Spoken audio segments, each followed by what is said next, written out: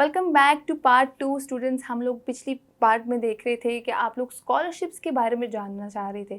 तो सदीक साहब हमारे साथ मौजूद हैं आज स्टूडियो में और हम इसी चीज़ को कंटिन्यू करते हैं ताकि आप लोगों को अंदाज़ा हो सके कि कितने स्कॉलरशिप्स हैं, किस तरीके का क्राइटेरिया है। स्कॉलरशिप्स के लिए भी एडमिशन का अलग क्राइटेरिया है, तो कैसे अप्लाई करना है, तमाम तो चीज़ें हम जानते हैं। सर थैंक यू जी। बिल्कुल, स्कॉलरशिप्स में तो बहुत सारे स्टूडेंट्स इंटरेस्टेड होते हैं, लेकिन स्कॉलरशिप के लिए सबसे जो ज़रूरी चीज़ है वो आपका एडमिशन सिक्योर होना बहुत ज़रूरी है। तो थोड़ी सी टिप्स पहले भी हमने प्रीवियस पार्ट में भी डिस्कस की थी, अभी थोड़ा सा मैं मज़ीद डिस्कस करूँगा कि आपने सबसे पहले अपने एडमिशन को सिक्योर करने के लिए जो चीज़ें करनी है। अंडर ग्रेड की भी बात चल रही थी कि अंडर ग्रेड के जो स्टूडेंट्स हैं उनको यही रिकमेंड किया जाता है कि वो यहाँ से सेट करें और उसके बाद अप्लाई करें एडमिशन के लिए, ताकि उनका एडमिशन जो है वो सिक्योर हो सके। स्कॉलरशिप जो है वो फ़िनलैंड देने में बहुत अच्छा है, बहुत सारे स्कॉलरशिप्स वहाँ पे अवेलेबल हैं। अभी एक स्कॉलरशिप का तो हम डिस्कस कर रहे थे प्रीवियस पार्ट में भी कि अर्ली बर्ड स्कॉलरशिप है। अगर आप अपना एडमिशन राउंड जो उनका जॉइंट एप्लीकेशन सिस्टम है, बता रहे थे कि 2 किस्म के एप्लीकेशन राउंड है। एक रैंडम एप्लीकेशन राउंड में अगर आप अपना एडमिशन सिक्योर कर लेते हैं तो वो अर्ली सिक्योर हो जाता है, और उसमें अगर आप अर्ली बर्ड स्कॉलरशिप वो 6000 यूरो तक का ऑफर करते हैं। इसके अलावा इनका जो दूसरा एप्लीकेशन राउंड है वो जॉइंट एप्लीकेशन राउंड होता है, उसमें आप 6 यूनिवर्सिटीज़ में एट अ टाइम अप्लाई कर सकते हैं, और वो उनका ओपन होता है 4 जनवरी से लेके 18 जैन तक। उसमें एडमिशन के चांसेस कम होते हैं क्योंकि टाइम अगर आप ड्यूरेशन भी छोटी है, टाइम ड्यूरेशन कम है, लेकिन यूनिवर्सिटीज़ प्रेफर करती हैं कि अगर आप हमारी डायरेक्टली वेबसाइट पे आके अप्लाई कर रहे हैं तो वो ये समझते हैं कि स्टूडेंट जेन्युइन है, इसने जो प्रोग्राम चूज़ किया है उसमें उसका इंटरेस्ट ज़्यादा है, तो स्टूडेंट्स को ज़्यादा वेटेज देते हैं। तो इस वजह से वो अर्ली बर्ड स्कॉलरशिप हर यूनिवर्सिटी ऑफर करती है। कुछ 50% हैं, कुछ 6000 यूरो ऑफर करते हैं। तो इस स्कॉलरशिप के अलावा मजीद स्कॉलरशिप्स भी होते हैं। फॉर एग्जाम्पल, अगर किसी स्टूडेंट को पहली अटैम्प्ट में स्कॉलरशिप नहीं मिलता, तो वो जो है वहाँ पे जाके अगर आप फिनिश लैंग्वेज सीखनी स्टार्ट कर देते हैं तो उस पर भी स्कॉलरशिप है। 15 टू 20% तक वो देते हैं। अगर आप A1 लेवल की सीख लेते हैं तो आपको जो है वो 15 टू 20%। इसी तरह ही A2 लेवल पे फिर स्कॉलरशिप ऑफर कर देते हैं। इसी तरह B1 लेवल पे भी स्कॉलरशिप मिलती है।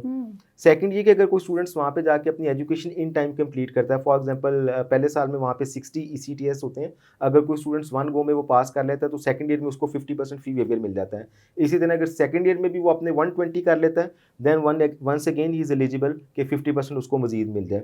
इसके अलावा और स्कॉलरशिप ये कि अगर कोई स्टूडेंट अपनी इन टाइम डिग्री कंप्लीट कर लेता है तो उसको जो है 20% तक उसकी जो टोटल ट्यूशन फी होती है वो कैशबैक वो कर देते हैं। इसके अलावा एक और उनका स्कॉलरशिप है जो उन्होंने न्यू स्टार्ट किया अभी, उनका वो फिनिश गवर्नमेंट का स्कॉलरशिप है। वो स्टूडेंट्स इनका CGPA बहुत अच्छा है, लाइक 3.25 से ऊपर मतलब है, मेरिट ज़्यादा मेरिट बेस्ड स्कॉलरशिप है। उसमें वो 100% जो है फी वेवियर देते हैं, और प्लस जो है 5000 यूरो की ग्रांट भी उसमें वो देते हैं। ये तो बहुत एक अच्छी अपॉर्चुनिटी है, आप लोग अवेल कर सकते हैं आराम से। अच्छा सर, स्कॉलरशिप्स के हवाले से, क्योंकि स्कॉलरशिप लिंक करता है अकोमोडेशन के साथ भी, बाज़ यूनिवर्सिटीज़ में हॉस्टल्स भी होते हैं वो प्रोवाइड करते हैं। रेजिडेंस एक बहुत मेजर जी इशू है, बिल्कुल, और इन कंट्रीज़ में, स्कैंडिनेवियन कंट्रीज़ में ये बहुत बड़ा बहुत इशू है। मेजर। एक तो वीज़ा अप्लाई का प्रोसेस भी थोड़ा सा टफ होता है, तो वीज़ा के बारे में, वीज़ा एप्लीकेशन के बारे में और उसके प्रोसीजर के बारे में भी थोड़ा सा बता दें ताकि उनको आइडिया हो सके कि प्रोसेस टू अप्लाई क्या है। जैसे ही स्टूडेंट का एडमिशन सिक्योर हो जाता है ना यूनिवर्सिटी में, तो यूनिवर्सिटी इमीडिएटली स्टूडेंट्स को अकोमोडेशन के लिए मेल सेंड कर देती है। और बहुत सारे स्टूडेंट्स ना अकोमोडेशन को सीरियस नहीं लेते हैं, क्योंकि नॉर्मली हमारे यहाँ पे जो रेजिडेंस परमिट का डिसीजन है वो थोड़ा सा लेट आता है। यूजली तो स्टूडेंट्स जो है वो उसको नहीं अवेल नहीं कर पाते, और जब रेजिडेंस परमिट ग्रांट हो जाता है अनफॉर्चुनेटली उस वक्त वहाँ पे अकोमोडेशन अवेलेबल ही नहीं होती। बहुत सारे स्टूडेंट्स के ज़हन में ये कन्फ्यूजन है कि आपको इन एडवांस जो है वो 3 मंथ का रेंट देना पड़ता है। ऐसा बिल्कुल भी नहीं है। जैसे ही आपको यूनिवर्सिटी ईमेल करती है अकोमोडेशन के लिए, उन्होंने आगे प्राइवेट लोग रखे होते हैं जो अकोमोडेशन को डील करते हैं, तो आप अपना सिक्योरिटी डिपॉजिट दे के, वो इतना ज़्यादा नहीं होता, अप्रॉक्सीमेटली 250 यूरो तक या 300 यूरो तक आप सिक्योरिटी डिपॉजिट दे के अपनी अकोमोडेशन जो है वो बुक करवा सकते हैं। अकोमोडेशन जो है वो बहुत ज़रूरी है। बिल्कुल आगे फर्दर स्टेप्स में हम उसको डिस्कस करेंगे। एक तो रेजिडेंस परमिट के पॉइंट ऑफ व्यू से बड़ी ज़रूरी है। जब आप रेजिडेंस परमिट के लिए अप्लाई करते हैं तो वो आपसे पूछते हैं जी आपने अपनी अकोमोडेशन बुक की है कि नहीं की है। It's a very major question. अब आते हैं हम रेजिडेंस परमिट के लिए। बेसिकली थोड़ा सा डिफरेंस है, जैसे अदर कंट्रीज़ हैं वो डायरेक्टली यहाँ से स्टूडेंट्स को वीज़ा इशू करते हैं जो स्टिकर बेस्ड वीज़ा होता है। फिनलैंड, स्वीडन, नॉर्वे, ये स्टूडेंट्स को यहीं से डायरेक्टली जो वो रेजिडेंस परमिट इशू करते हैं। रेजिडेंस परमिट जो है डायरेक्टली कार्ड होता है जिस पे आप यानी कि वहाँ पे जाके अदर बेनिफिट्स भी इंजॉय कर सकते हैं, जिस पे आपको वर्किंग आवर्स भी अलाउ होते हैं। अच्छा जी बिल्कुल। अब रेजिडेंस परमिट के लिए जो डॉक्यूमेंट्स मैंडेटरी हैं वो हम लोग डिस्कस कर लेते हैं। इसके दौरान ही एक बात मैं और भी थोड़ी सी बताना चाहूँगा। एक कन्फ्यूजन थी स्टूडेंट्स को कि जी फिनलैंड की एम्बेसी तो पाकिस्तान में नहीं है। हाँ बिल्कुल, ये मेजर क्वेश्चन बहुत मेजर क्वेश्चन था कि फिनलैंड की एम्बेसी पाकिस्तान में नहीं है। 3 वीक्स पहले उन्होंने पाकिस्तान में अपनी एम्बेसी ओपन कर ली है। लेकिन डेफिनेटली वो अभी तक ऑपरेशनल नहीं हुई है।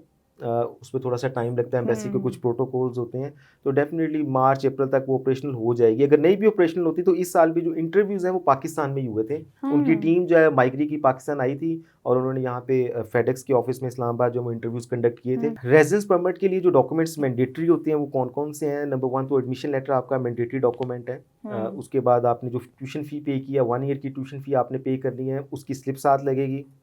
उसके बाद जो है वो आपका बैंक स्टेटमेंट बहुत इंपॉर्टेंट डॉक्यूमेंट है। बैंक स्टेटमेंट इतनी बड़ी नहीं चाहिए स्टूडेंट के लिए, और इसके लिए फिनलैंड के लिए जैसे ऑस्ट्रेलिया के लिए बैंक स्टेटमेंट जो है वो 5, 6, 7 मिलियन की भी रिक्वायर्ड होती है, तो यहाँ पे पीकेआर में अप्रॉक्सीमेटली 15 लाख की बैंक स्टेटमेंट रिक्वायर्ड है। ठीक है, उसके साथ सोर्स ऑफ इनकम के डॉक्यूमेंट्स आ जाएंगे। बैंक स्टेटमेंट के साथ जो एडिशनल डॉक्यूमेंट्स आते हैं वो बहुत इंपॉर्टेंट होते हैं।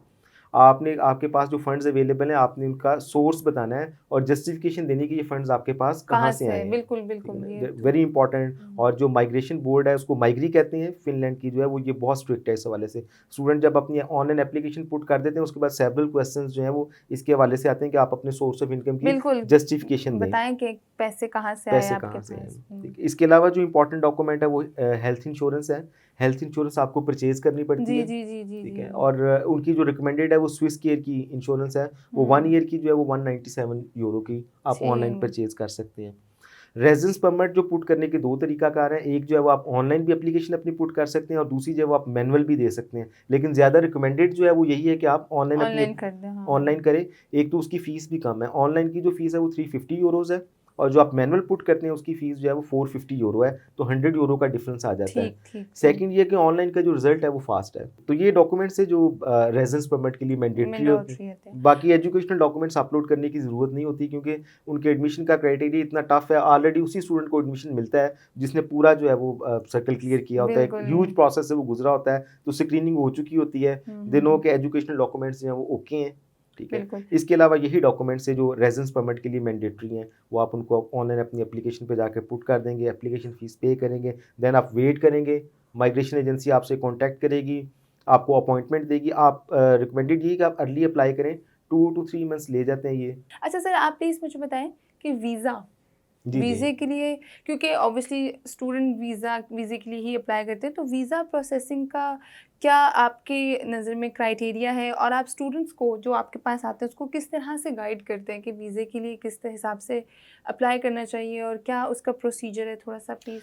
प्रोसेस अभी जो मैंने एक्सप्लेन किया ना रेजिडेंस परमिट का, जैसे बहुत सारे कंट्रीज में से वीज़ा कहते हैं, यहाँ पे इसको ये रेजिडेंस परमिट कहते हैं। तो रेजिडेंस परमिट के लिए जो डॉक्यूमेंट्स मैंडेटरी हैं वो तो हमने बता दिए। बिल्कुल। अब एक सबसे यानी कि अच्छी और एक्साइटिंग न्यूज़ है, शायद बहुत सारे स्टूडेंट्स को जानना चाह रहे होंगे, फिनलैंड ने ना अभी न्यू रूल्स जो है वो इम्पोज किए हैं और उनके बहुत ज़्यादा स्टूडेंट्स को बेनिफिट हैं।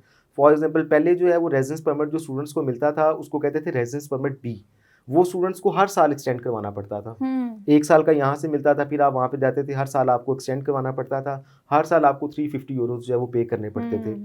और अब इन्होंने जो न्यू रेजिडेंस परमिट इंट्रोड्यूस करवाया है उसका नाम है रेजिडेंस परमिट ए, या उसको कॉन्टिन्यूस रेजिडेंस परमिट भी कहते हैं। वो एट वंस पहली दफ़ा ही आपको 4 साल का मिल जाएगा। 4 साल का मिल जाएगा, 4 इयर्स का आपको पहले। बहुत ज़बरदस्त बात है कि अगर आप बैचलर्स भी करना चाहते हैं तो आपको 4 ईयर आराम से उस ड्यूरेशन में कर सकते हैं, मतलब 4 साल अच्छा एक टाइम ड्यूरेशन है मेरे ख्याल से। बहुत सारी कंट्रीज तो स्टूडेंट वीज़ा जिसको हम वीज़ा कहते हैं, आप रेजिडेंट परमिट कह रहे हैं, तो वो 2 साल का ऐसे ही है, ऐसा 2 साल का 1 साल का लगता है, तो 4 साल का लगता है, तो ये एक एक्साइटिंग बात है।